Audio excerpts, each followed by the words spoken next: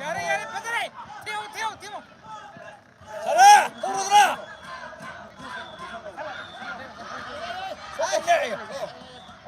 괜찮네.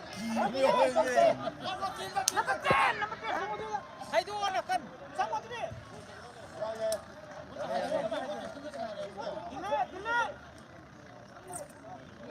Select.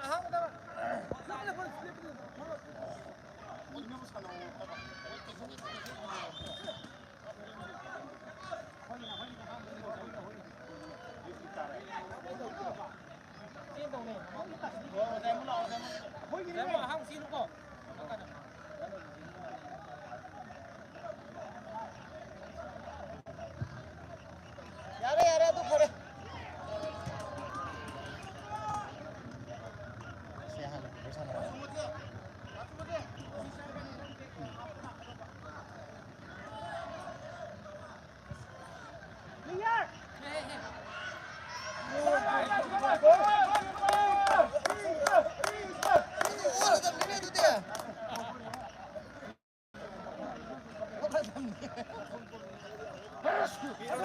삐로래.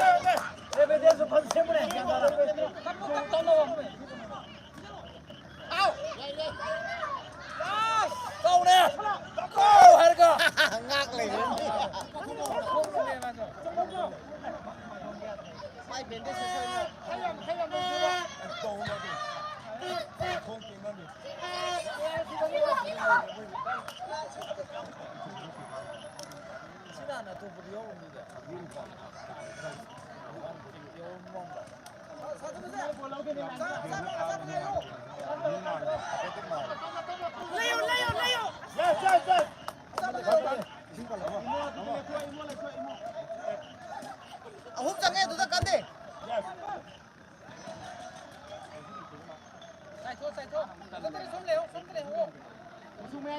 Ya itu bisita. Sonda. Biji busuk apa? Busuk nak kena. Isukante, challe.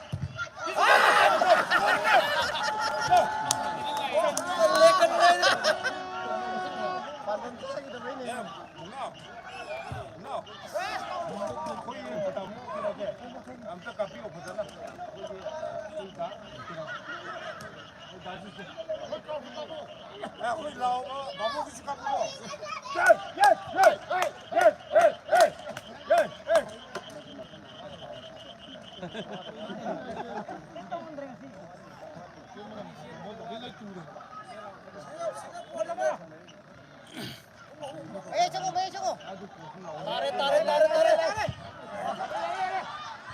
들어. 야래.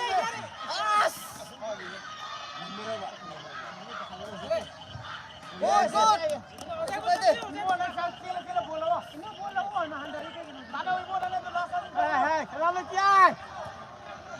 Kasih turun. Kenapa kena?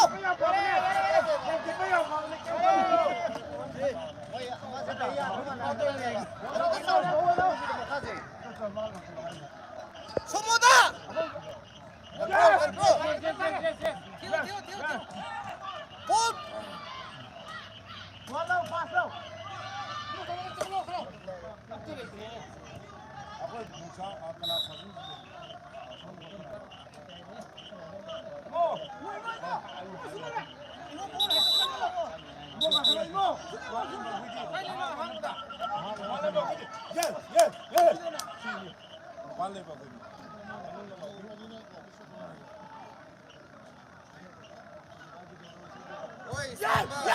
Makasihnya boleh. Amat sang umur barabar.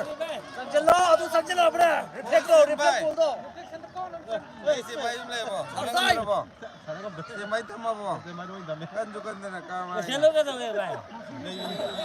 Patron mana mungkin karena apa hitri. Pasal itu. Chate ba. 4-1. Kena gya. Lagi one. Lagi one. Ni pura. Wajib nak kaya nang jauh kaya tu juga.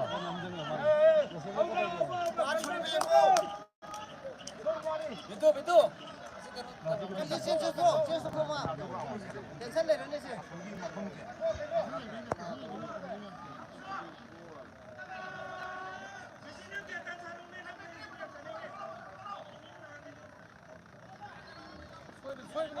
Mini yang kita nunggu itu betul betul mana?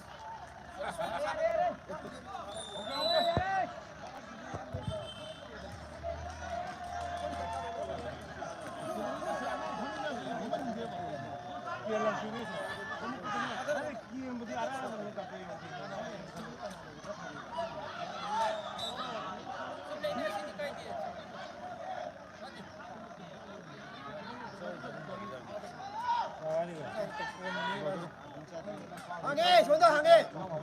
Ni check rehte dia. Gya. Ara Tino T.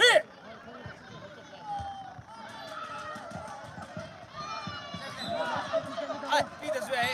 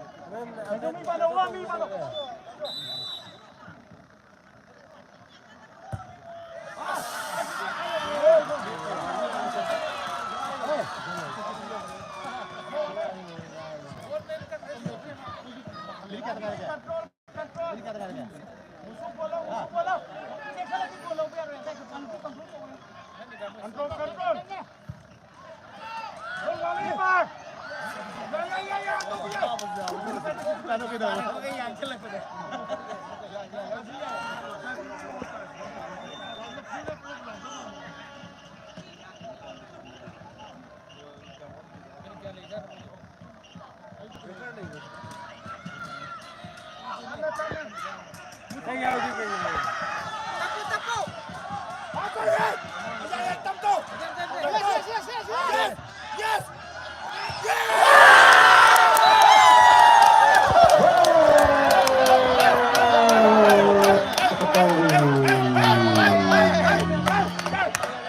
Lagi waktu di bawah Ramadan Jepang Pembayan. Yang kedua Ramadan Hasik Hanal Masa. Dua ahum tengah-tengah terbaru. Dua ahum di segi panel dan juga terkue. Ramen FC nomor 10 yang pada mana pangiba bolsiti di menunggu pangiba bolsita lima kabre kadang kadang ma gol posta net no nomor mana baru player ni Saya memang tahan gitu nih.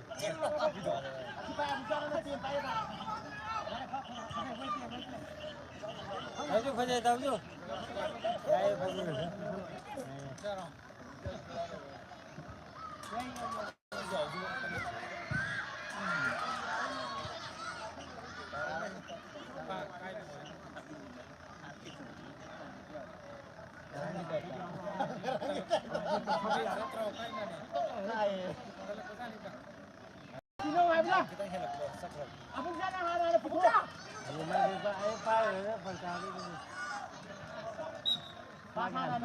Makada haydaragam.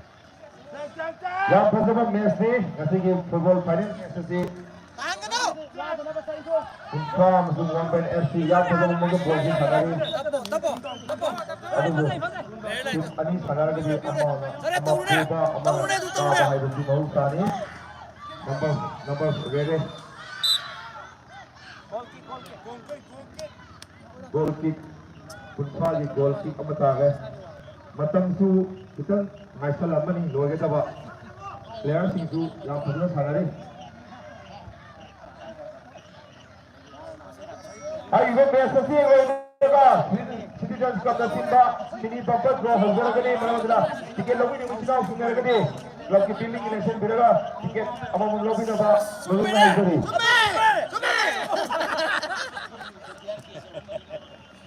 tiket pai ki bajina sing tet to go yaw kene tet to biro ayo ko final ne se situation hoy baga koi Wow. Sabda free to no.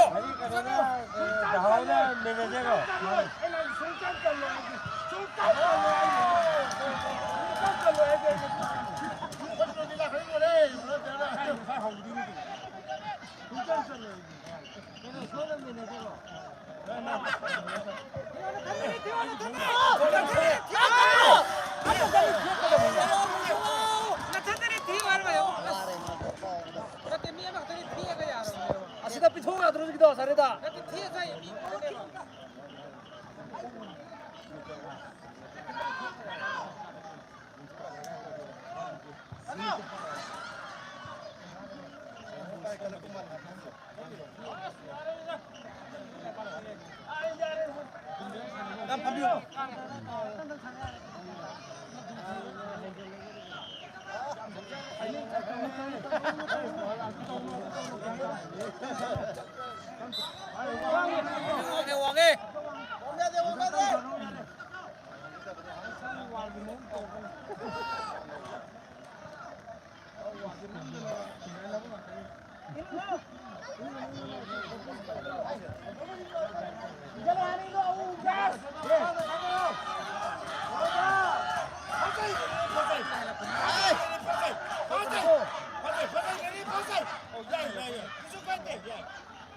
Apa ya deh?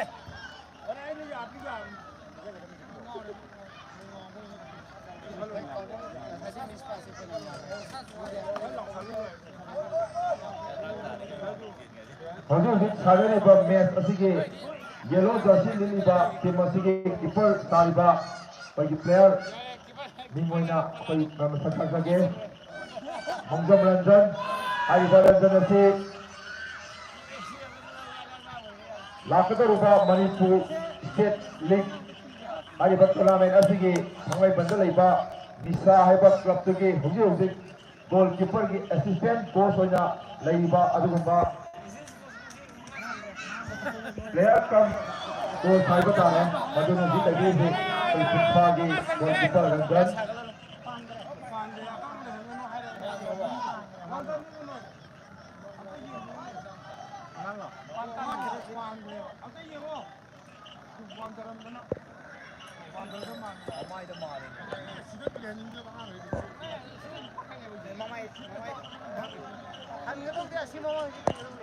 Gallery de yengiba angang nubi sing kitang mitna singna yengbiu ko malam di kawo iba ball si apagi rocket hena yamba yanga parakala badu iba ball ngatani aduna yarani di player babu singna kan mitna singna yengbiu ball si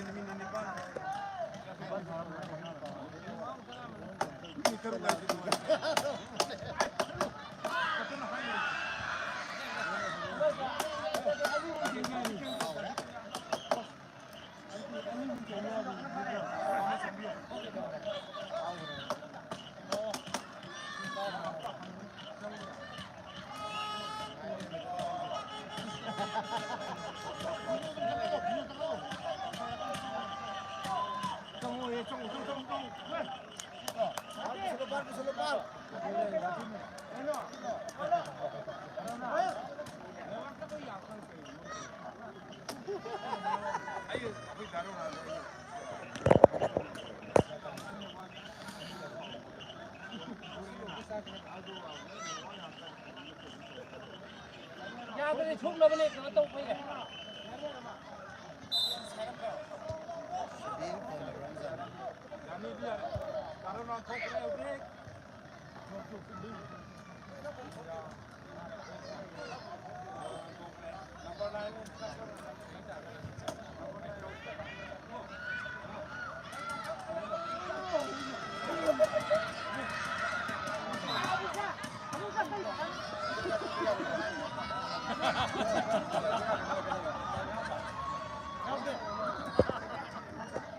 Ôi dồi ôi.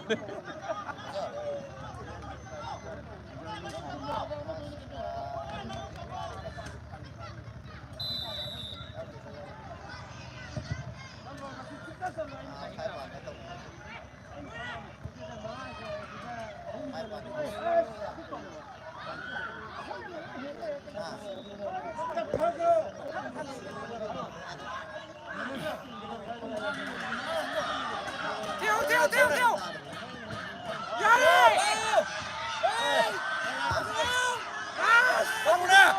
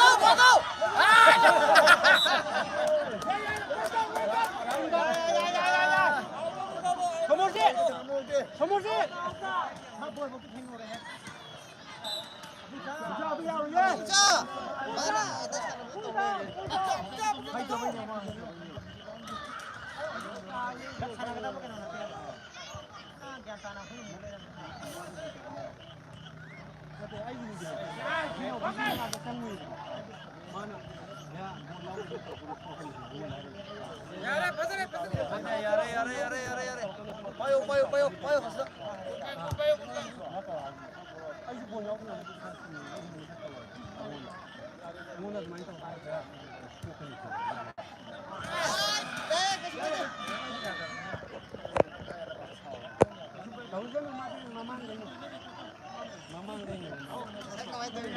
Nanti mana nih? Aja kalau di bola tu yang ini masih nak tahu ya mana? Bayar sumber ni mana tu tahu.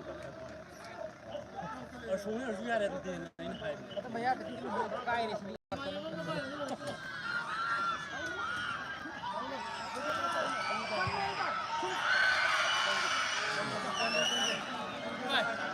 Mai, pring semua lagi ni ada. Vai, eu subi partido. Vai. Sumber control. Tim down. Down.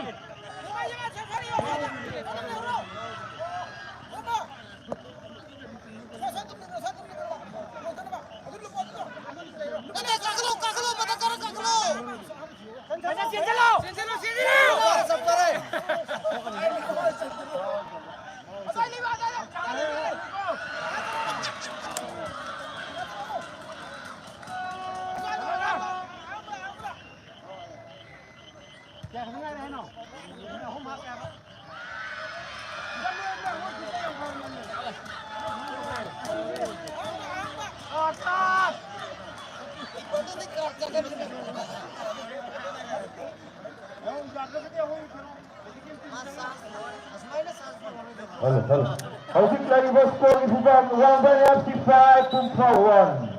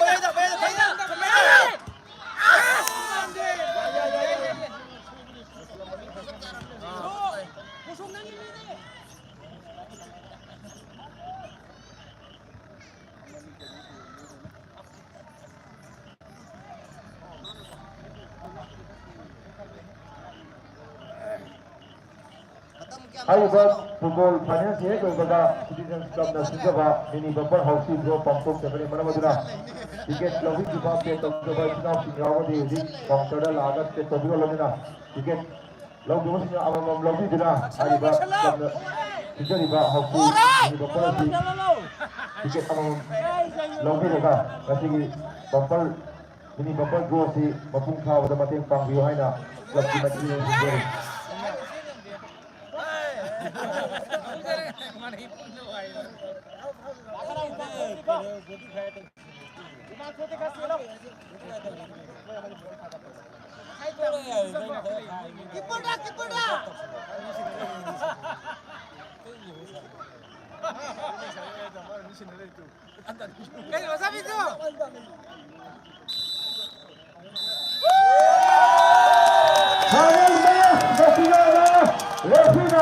Final referee continuing sahi dipungi mathakta laiba aduguma yamna nuwairaba yamna entertain oiraba yamna puming habuningai oiraba aduguma football final match version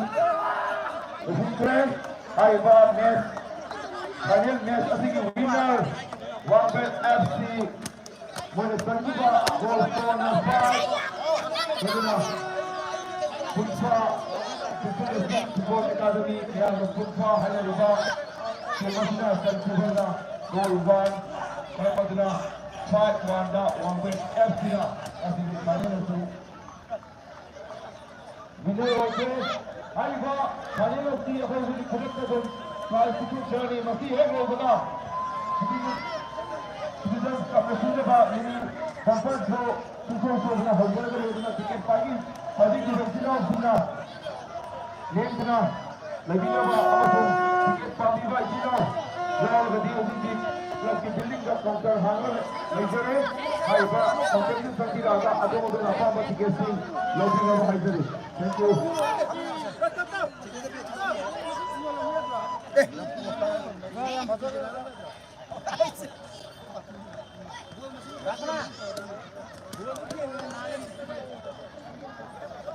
Keeper ka macam mana ni?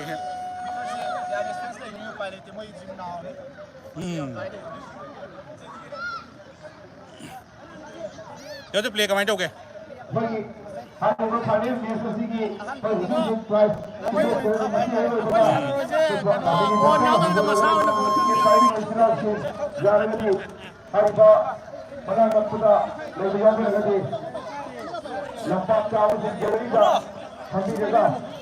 Koski ka macam tadi kari comment play lagi wena.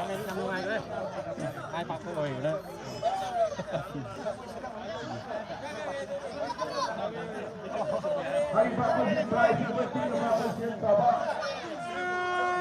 ꯁꯦꯝ ꯍꯧꯖꯔꯦ ꯃꯔꯝ ꯑꯗꯨꯅ ꯄ꯭ꯂꯦꯌꯔꯒꯤ team ꯑꯅꯤꯃꯛꯀꯤ ꯄ꯭ꯂꯦꯌꯔꯒꯤ ꯃꯅꯥꯛꯇ ꯑꯩꯈꯣꯏꯒꯤ fencing ꯑꯗꯣꯝ ꯑꯗꯣꯝꯒꯤ ꯇꯤꯝꯒꯤ fencing ꯌꯥꯔꯒꯗꯤ प्ले जी कमाई तो करी करी प्लेयर मनाक्ꯇ ꯂꯩꯕꯤꯒꯅꯨ प्लेयर अमसुंग टीम कोच मैनेजर ऑफिशियल नꯠꯇꯅ अतोपा सपोर्टर फैंसिंग यारगदी लाभना जो पूरी मकाने जो करो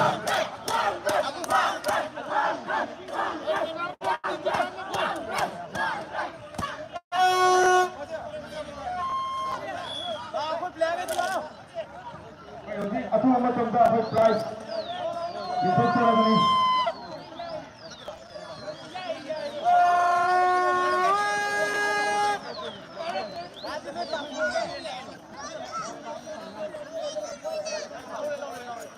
प्ले का आपसे कमाई करी फाउ गए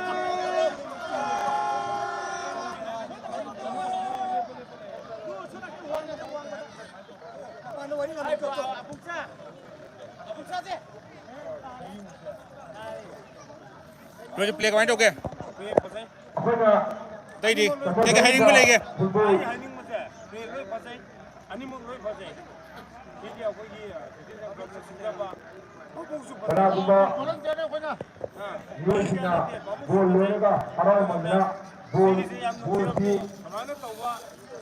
ꯂꯣꯠꯁꯤꯟꯕ ꯑꯃꯁꯨꯡ ꯕꯣꯜ ꯌꯥꯝ ꯄꯥꯝꯖꯕ ꯃꯤꯑꯣꯏ ꯈꯔꯅ ꯕꯣꯜꯁꯤ ꯂꯧꯍꯧꯔꯦꯅ ꯄꯥꯎ ꯇꯥꯏ ꯌꯥꯔꯒꯗꯤ ꯕꯣꯜ ꯑꯗꯨ ꯀ꯭ꯂꯕꯀꯤ ꯕꯤꯜꯗꯤꯡꯗ ꯑꯃꯨꯛꯇꯪ ꯂꯧꯔꯤꯕ ꯃꯤꯑꯣꯏꯁꯤꯅ ꯊꯤꯡꯖꯤꯟꯕꯤꯔꯒꯗꯤ ꯌꯥꯝꯅ ꯐꯖꯔꯕꯅꯤ ꯌꯥꯝꯅ ꯁꯥꯟꯅꯕ ꯐꯣꯡꯗꯣꯛꯆꯒꯅꯤ ꯌꯥꯎꯁꯪꯗ ꯍꯧꯅ ꯌꯥꯎꯁꯪꯗꯨꯝ ꯌꯥꯝ ꯑꯣꯄꯅꯤꯡ ꯁꯦꯔꯃꯣꯅꯤ ꯌꯥꯎꯁꯪ ꯁ꯭ꯄꯣꯔꯠꯇ ꯀꯅꯥꯃꯨꯛ ꯗꯤꯖꯦ ꯈꯔ ꯃꯇꯧ ꯇꯧꯕ ꯅꯠꯇ꯭ꯔꯥ ꯑꯗꯨꯅ ꯋꯥꯔꯤ ꯑꯩꯁꯤ ꯍꯥꯏꯔꯒ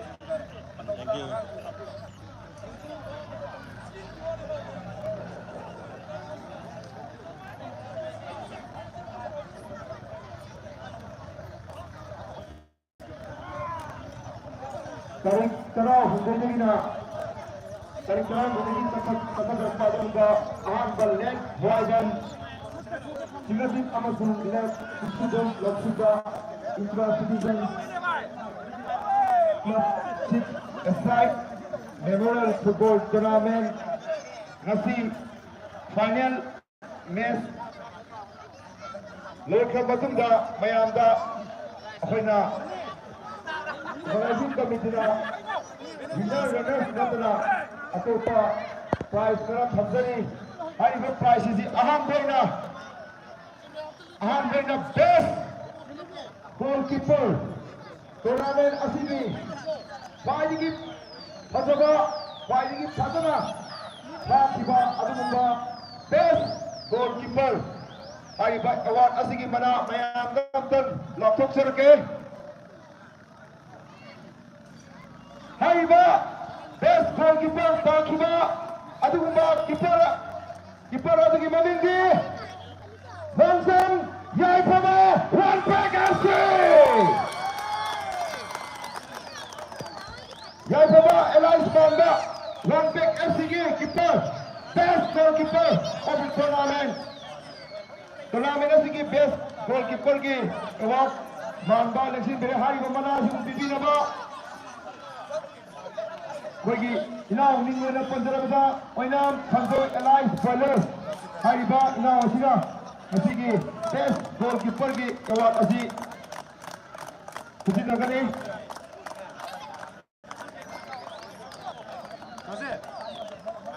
Masih Nengji yaru jadana हाइबा मनासी ओइनाम संजोइना कतिरपनी Haiba manasi enam sandoy katirpani haiba manasi bibinaba sandoy ki apropi enam santi enam ongi santi ꯂꯩꯔꯒꯗꯤ ꯑꯃꯨꯛꯇꯪ ꯀ꯭ꯂꯕꯀꯤ ꯕꯤꯜꯗꯤꯡꯗ ꯂꯦꯡꯁꯤꯡꯖꯔꯤ ꯑꯣꯏꯅꯥꯝꯕꯣꯡꯕꯤ ꯁꯥꯟꯇꯤ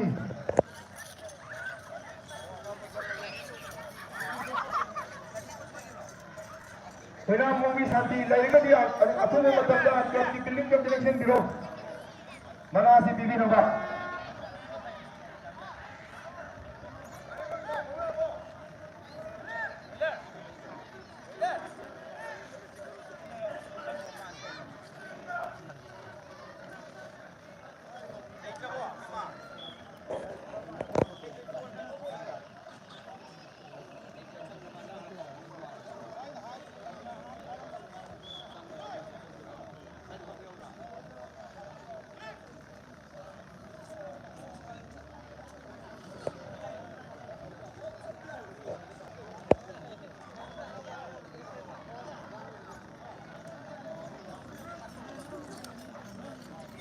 ꯍꯥꯏꯔꯤꯕ ꯑꯩꯈꯣꯏꯒꯤ ꯄ꯭ꯔꯥꯏꯖ ꯑꯁꯤ ꯌꯦꯟꯊꯣꯛꯄ ꯂꯣꯏꯕꯒ ꯂꯨꯄꯥ ꯍꯥꯎꯁꯐꯨꯜ ꯂꯨꯄꯥ 50,000 ꯑꯣꯏꯕ ꯑꯗꯨꯒꯨꯝꯕ ꯑꯩꯈꯣꯏꯒꯤ ꯃꯤꯅꯤ ꯕꯝꯄꯔ ꯇꯧꯖꯔꯒꯅꯤ ꯃꯔꯝ ꯑꯗꯨꯅ ꯇꯤꯀꯦꯠ ꯄꯥꯏꯈꯤꯕ ꯏꯆꯤꯜ-ꯏꯅꯥꯎꯁꯤꯡ ꯂꯦꯡꯗꯅ ꯂꯣꯏꯅꯅ ꯇꯤꯀꯦꯠ ꯀꯥꯕ ꯌꯥꯎꯕꯤꯔꯒꯗꯤ ꯍꯧꯖꯤꯛ ꯀ꯭ꯂꯕꯀꯤ ꯕꯤꯜꯗꯤꯡꯗ ꯀꯥꯎꯟꯇꯔ ꯍꯥꯡꯉ ꯂꯩꯖꯔꯦ ꯃꯁꯤꯗ ꯆꯪꯕꯤꯔꯒ ꯑꯗꯣꯝꯒꯤ ꯑꯄꯥꯝꯕꯗꯨ ꯇꯤꯀꯦꯠ ꯂꯧꯕꯤꯔꯛꯄꯤꯖꯔꯦ ꯀꯣꯁꯀꯤ ꯋꯥꯔꯤ ꯑꯝꯇ ꯇꯧꯕꯤꯔꯣ ꯃꯦꯠꯁꯇꯒꯤ ꯀꯃꯥꯏ ꯇꯧꯕ ꯀꯔꯤ ꯁꯟꯖꯣꯏꯒꯤ ꯃꯌꯥꯝꯕ ꯑꯝꯇ ꯆꯪꯕꯤꯔꯣ ꯍꯥꯏꯔꯤꯕ ꯕꯦꯁ ꯒꯣꯜ ꯀꯤꯄꯔꯒꯤ ꯃꯅꯥꯁꯤ ꯑꯝꯇ ꯄꯤꯕꯤꯅꯕꯁꯤꯡꯖꯔꯤ ꯃꯔꯝꯗꯤ ꯑꯩꯈꯣꯏ ꯆꯦꯡ ꯂꯣꯏꯕꯒ ꯍꯥꯎꯁꯤ ꯂꯩꯕꯅꯤꯅ ꯌꯥꯝꯅ ꯉꯥꯏꯊꯣꯛ ꯉꯥꯏꯁꯤꯟꯁꯤ ꯈꯔ ꯌꯥꯔꯤꯉꯩ ꯇꯧꯕꯤꯔꯝꯖꯔꯤ ꯆꯪꯕꯤꯔꯣ ꯇꯥꯈꯠꯄꯤꯔꯣ Tournament asigi best goalkeeper Wanted FC Mr.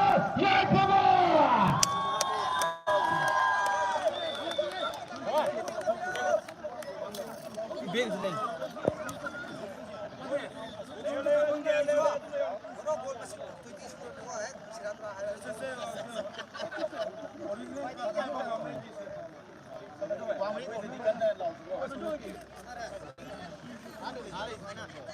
मुझे फाइनल मैच लोग बजे कमाई करी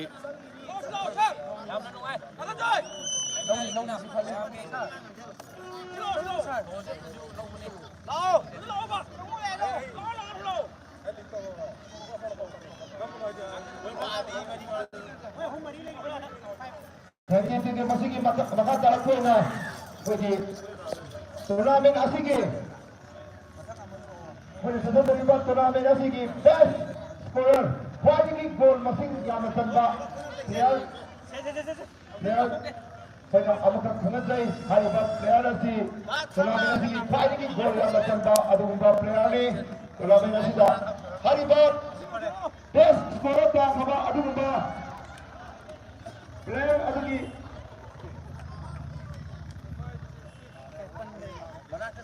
Karena apalagi organizing kabinet tampil dengan best scorer asigi memangga asigi final asigi hero of the match. Finally, yang pasana, yang tinggiamna, yang ingkapna sana kiba adumba player ama referee amasung official singna tampil lagi matungina asigi final asigi hero of the match. Kagat caraga Hariba player sih dah koi mana api ni bolak kau cakap hariba player sih, hari final sana kiba tim anu ki mereka susah itu dah player amadi orang ni mana mana punta su wangwel su, so thamoi lamtak mereka ni kerana timna best hero the best pangni hariba sih lamtak mereka ni hariba mana sih citizen club na izab ni. Hariba mana asik pangkaba adumba player adudi Punta sige number 23 Lagacho Punta Kusinasi Football Academy ki player number 23 Lagacho na asigi final asigi hero of the match mana pambigani Hariba mana asik bibinaba asigi tournament asigi yang Chowna ating pambilagpa bagi donor sponsor Thompson Hawaii Banda Hariba mana si TV daw bakundari. Hello Timnas, Lagacho Punta.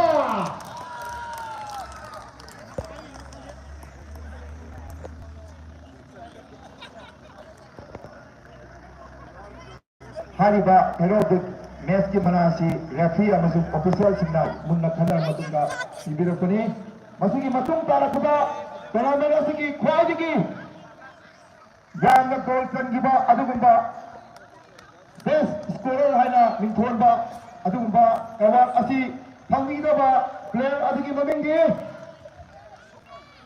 Maibam ꯁꯣꯃꯥꯖꯤ ꯋꯥꯡꯕꯦꯟ FC ꯋꯥꯡꯕꯦꯟ FCꯒꯤ ꯁꯣꯃꯣꯖꯤ ꯌꯥꯝ ꯐꯖꯕ player ꯌꯥꯝꯅ ꯐꯖꯕ ꯌꯥꯝꯅ ꯅꯨꯡꯁꯤꯅ ꯁꯥꯟꯅꯕ ꯄ꯭ꯂꯦꯌꯔꯅꯤ ꯃꯥꯅ ꯗꯤ box ꯃꯅꯨꯡꯗ ꯐꯪꯈꯤꯕ ꯕꯣꯜꯁꯤ ꯂꯦꯝꯅ ꯊꯥꯗꯕ ꯑꯗꯨꯒꯨꯝꯕ ꯌꯥꯝꯅ ꯌꯦꯡꯕꯗ ꯅꯨꯡꯉꯥꯏꯕ ꯕꯣꯜꯕꯨ ꯌꯥꯝꯅ ꯍꯩꯁꯤꯡꯅ ꯂꯣꯏꯕ ꯍꯩꯕ ꯑꯗꯨꯒꯨꯝꯕ ꯋꯥꯡꯕꯦꯟ FCꯒꯤ ꯄ꯭ꯂꯦꯌꯔ ꯁꯣꯃꯣꯖꯤꯠ ꯑꯩꯈꯣꯏꯒꯤ ꯍꯥꯏꯔꯤꯕ ꯃꯅꯥꯁꯤ ꯔꯥꯏꯖꯤꯡ ꯀꯃꯤꯇꯤꯒꯤ ꯃꯤ ꯑꯃꯗ ꯆꯪꯕꯤꯔꯛꯑꯣ ꯄꯤꯒꯗꯕ ꯃꯤꯑꯣꯏꯗꯣ ꯑꯃꯨꯛꯇꯪ ꯑꯩꯉꯣꯟꯗ ꯍꯥꯏꯕꯤꯔꯛꯑꯣ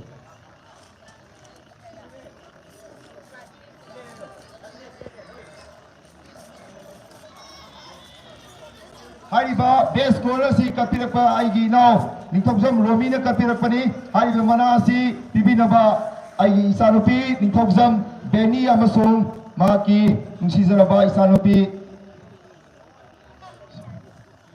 ꯑꯃ ꯆꯪꯕꯤꯔꯛꯑꯣ ꯑꯅꯤꯗꯣ ꯕꯦꯅꯤꯒ ꯕꯦꯃꯒꯗꯕ ꯆꯪꯕꯤꯔꯛꯑꯣ ꯍꯥꯏꯔꯤꯕ ꯃꯅꯥ ꯑꯁꯤ ꯄꯤꯕꯤꯅꯕ ꯕꯦꯁ ꯁ꯭ꯀꯣꯔꯔꯒꯤ ꯑꯦꯋꯥꯔꯗ ꯐꯪꯂꯕ ꯑꯗꯨꯒꯨꯝꯕ ꯄ꯭ꯂꯦꯌꯔꯗꯤ ꯋꯥꯡꯕꯦꯟ FCꯒꯤ ꯁꯣꯃꯣꯖꯤꯠ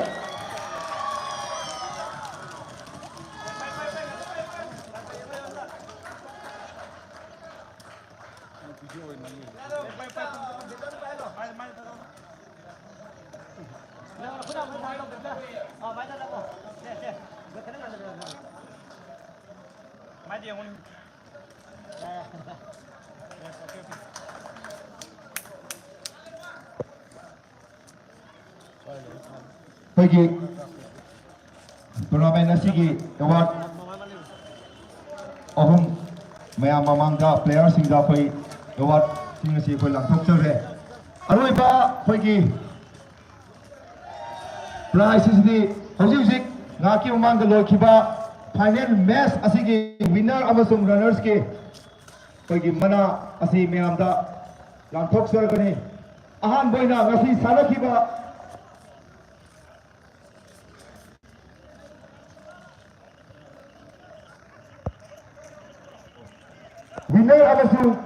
winner amazing runners pidrinagi mamangda consolation prize oina apai khara thamjari organizing committee na haibirukki matungina hariba consolation prize thambigidaba team singi manager coach amasung captain hariba sambirakna bajari ahamada one pack FC consolation prize lobigidaba one pack FC gi coach natraga manager natraga captain amta sangbiro consolation prize oina thamjabani hariba consolation prize asi manasi lupa lising ani oijagani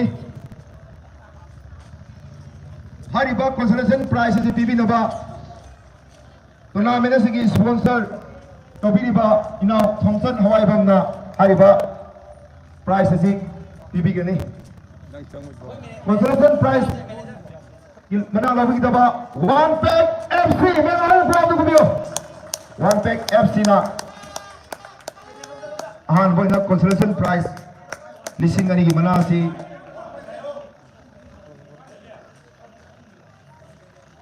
one pack ki one box se mein amda amta haijage ahan ba pakham ba ireisa group FC haibani asam mida one pack an haibani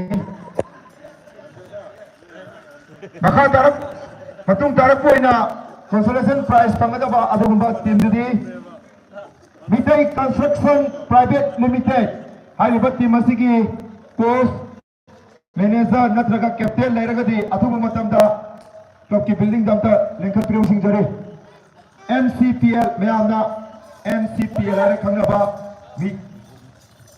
Midai Construction Private Limited hariba prize bibinaba now sorry ꯑꯩꯈꯣꯏꯒꯤ ꯍꯧꯖꯤꯛ ꯍꯧꯖꯤꯛ ꯉꯁꯤꯒꯤ chief guest of honour ꯑꯣꯏꯕꯤꯔꯤꯕ Gurumayum ꯕꯤꯃꯜꯅ ꯍꯥꯏꯔꯤꯕ ꯁꯦꯜ ꯑꯣꯏꯅ ꯂꯨꯄꯥ 2,000ꯒꯤ ꯃꯅꯥꯁꯤ ꯄꯤꯕꯤꯅꯕ ꯀꯧꯁꯤꯟꯖꯔꯤ consolation prize ꯐꯪꯂꯕ ꯑꯗꯨꯒꯨꯝꯕ team MCPL ꯃꯌꯥꯝ ꯑꯍꯨꯝ ꯈꯨꯕꯥꯛꯇ ꯀꯨꯕꯤꯌꯨ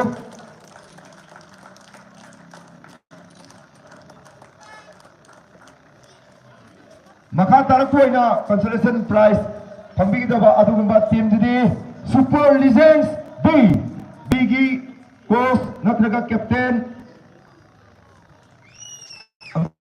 ꯆꯪꯕꯤꯔꯝꯕꯁꯤꯡꯖꯔꯤ ꯀꯦꯞꯇꯦꯟ ꯅꯠꯇ꯭ꯔꯒ ꯀꯣꯆ ꯑꯅꯤꯃꯛ ꯑꯣꯏꯔꯒꯁꯨ ꯌꯥꯏ ꯂꯩꯕꯤꯔꯒꯗꯤ ꯍꯥꯏꯔꯤꯕ ꯃꯅꯥ ꯑꯁꯤ ꯄꯤꯕꯤꯅꯕ ꯉꯁꯤꯒꯤ ꯆꯤꯐ ꯒꯦꯁ ꯑꯣꯏꯕꯤꯔꯤꯕ ꯑꯩꯈꯣꯏꯒꯤ ꯃꯔꯨꯞ ꯆꯤꯡꯁꯨꯕꯣꯝ ꯑꯁꯣꯛꯅ ꯍꯥꯏꯔꯤꯕ ꯀꯟꯁꯣꯂꯦꯁꯟ ꯄ꯭ꯔꯥꯏꯖ ꯑꯁꯤ ꯂꯣꯏꯁꯤꯟꯅꯖꯒꯅꯤ ꯀꯟꯁꯣꯂꯦꯁꯟ ꯄ꯭ꯔꯥꯏꯖ ꯐꯪꯂꯕ ꯑꯗꯨꯒꯨꯝꯕ ꯇꯤꯝꯗꯨꯗꯤ ꯁꯨꯄꯔ ꯂꯤꯖꯦꯟꯁ ꯄꯤ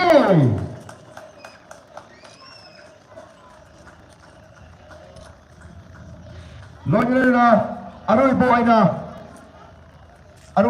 ꯀꯟꯁꯣꯂꯦꯁꯟ ꯄ꯭ꯔꯥꯏꯖ ꯐꯪꯕꯤꯒꯗꯕ ꯑꯗꯨꯒꯨꯝꯕ ꯇꯤꯝꯗꯨꯗꯤ ꯁꯨꯄꯔ ꯂꯤꯖꯦꯟꯁ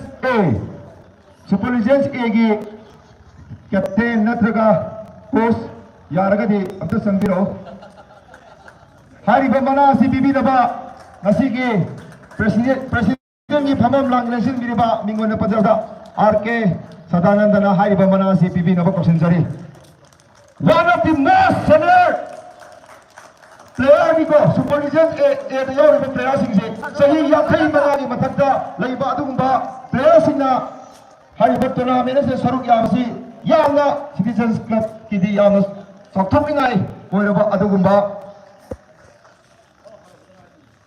ꯄ꯭ꯂꯦꯌꯔꯁꯤꯡ ꯊꯣꯛꯄꯤꯔꯛꯄꯁꯤ ꯌꯥꯝꯅ ꯄꯨꯛꯅꯤꯡ ꯊꯧꯒꯠꯅꯤꯡꯉꯥꯏ ꯑꯣꯏꯔꯕ ꯑꯗꯨꯒꯨꯝꯕꯅꯤ ꯂꯣꯏꯅꯅ ꯍꯥꯏꯔꯤꯕ ꯀꯟꯁꯣꯂꯦꯁꯟ ꯄ꯭ꯔꯥꯏꯖ ꯑꯩꯈꯣꯏ ꯄꯤꯕ ꯂꯣꯏꯔꯕ ꯃꯇꯨꯡꯗ ꯍꯧꯖꯤꯛ ꯁꯥꯟꯅꯔꯤꯕ ꯐꯥꯏꯅꯦꯜ ꯃꯦꯆ ꯑꯁꯤꯒꯤ ꯋꯤꯟꯅꯔ ꯑꯃꯁꯨꯡ ꯔनꯔꯁꯀꯤ ꯄ꯭ꯔꯥꯏꯖ ꯃꯌꯥꯝꯗ ꯑꯩꯈꯣꯏ ꯄꯤꯖꯔꯒꯅꯤ ꯍꯥꯏꯔꯤꯕ ꯐꯥꯏꯅꯦꯜ ꯃꯦꯆ ꯑꯁꯤꯗ ꯋꯥꯡꯕꯦꯟ FCꯅ ꯀꯨꯟꯊ꯭ꯔꯥꯕꯨ 5-1ꯗ ꯒꯣꯜ ꯁ꯭ꯀꯣꯔꯗ 5-1ꯗ ꯋꯥꯡꯕꯦꯟ FCꯅ ꯀꯥꯈ꯭ꯔꯦ ꯍꯥꯏꯔꯤꯕ ꯐꯥꯏꯅꯦꯜ ꯃꯦꯆ ꯑꯁꯤꯒꯤ ꯔनꯔꯁ ꯇꯥꯈꯤꯕ ꯄꯨꯟꯁꯤꯜꯂꯁꯤ ꯐꯨꯠꯕꯣꯜ ꯑꯦꯀꯥꯗꯃꯤ ꯄ꯭ꯂꯦꯌꯔꯁꯤꯡ नत्रगा कोच हारिबा क्लब बिल्डिंग दा लेंसनबिरगा हारिबा रनर्स अप की ट्रॉफी अमसुंग कैश प्राइज होइना लुपा 5,000 थमजै हारिबा मना असि लौबिनबा ओसिनजरी हारिबा मना असिबु पिबिनबा ओसिनजरी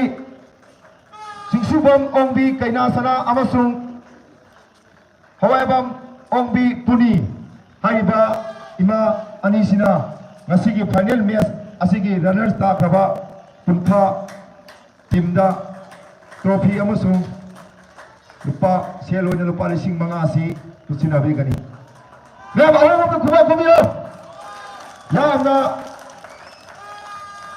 बंगना जरगा फाइनल लौ दबि यादेना तनतुबा अदुमुबा टीम अदुबु फाइनल दा टीम अनि सानरबि अमना काबा अमना पोवाइबसिदी महौसानी निगनबा तौबिगनो कुंथा मथंगी चहीगी 13 अगस्त सु सानरीबा परफॉर्मेंस लगी अमुक हेना फजबा परफॉर्मेंस उपिरगा फाइनल लौबो ओबि हाइना ऑर्गेनाइजिंग कमिटी मकाइदि नोसिंग जरी थैंक यू कुंथा टीम नसिगी फाइनल की मैच असिगी विनर ओइथबा अदुंबा टीम नरी वांगबेन FC के प्लेयर सिंह अमुतंग लेक्शन बिरो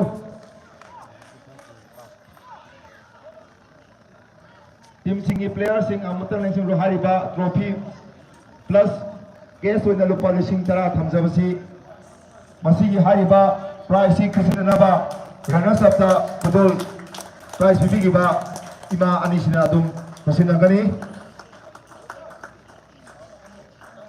Ngasigi final winner Wangban FC.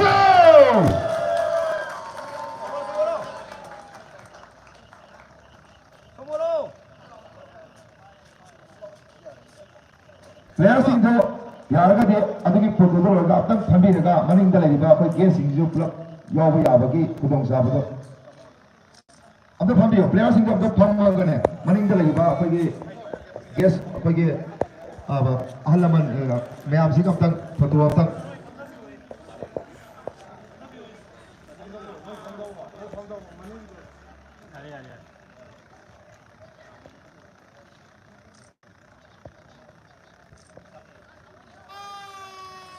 Thank you.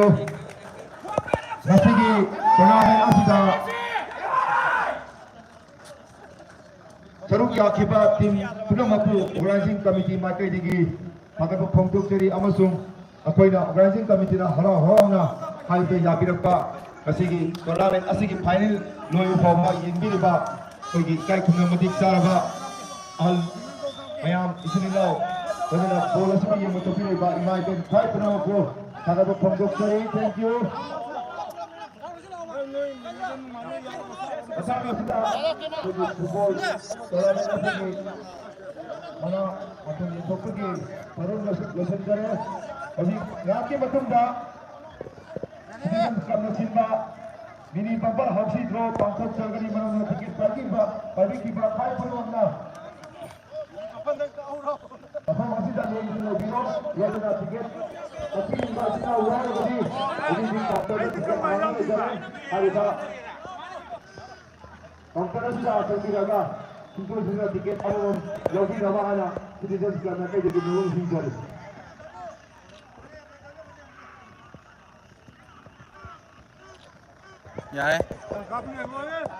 Dạ đi.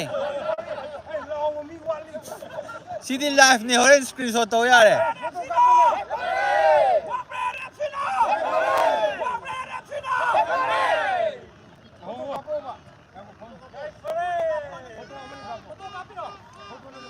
Video này.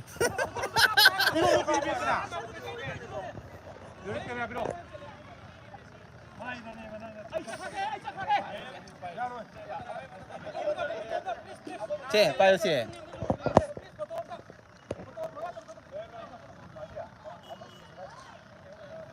Bumper tiket bagi kita silau sing ngai boy na.